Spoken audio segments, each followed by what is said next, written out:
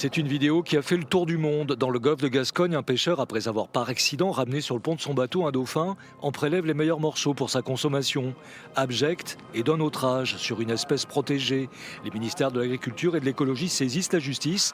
Le Comité national des pêches lui demande des sanctions pour que les agissements illégaux de certains ne viennent pas discréditer les efforts des autres. La profession est pas du tout, cautionne pas du tout ce genre de pratique, ni ce qui s'est passé, quoi. Voilà, c'est pas parce qu'il y a des cons qu'il y a des cons partout. Nous, ça nous satisfait pas de pêcher du dauphin et on n'a pas du tout envie d'en pêcher. C'est un crève-cœur de pêcher des dauphins.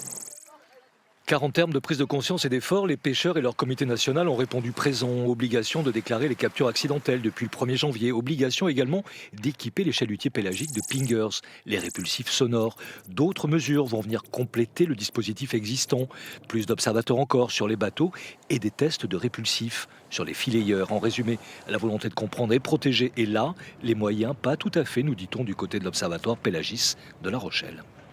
Les pingers sur les filets calés, c'est pas quelque chose de techniquement envisageable parce que quand on pose un bateau pose un filet, c'est pas une entrée de chalut de quelques centaines, dizaines ou 100 mètres peut-être d'envergure. Là, c'est plusieurs dizaines de kilomètres de filets qui sont posés par bateau, certains bateaux hauturiers. Et donc là, ça devient très très compliqué pour couvrir acoustiquement l'ensemble de ces engins de pêche. En attendant, les dauphins continuent de s'échouer. 95 cadavres sur la côte atlantique depuis le 1er janvier, à peine moins qu'à la même époque en 2018, une année pourtant record.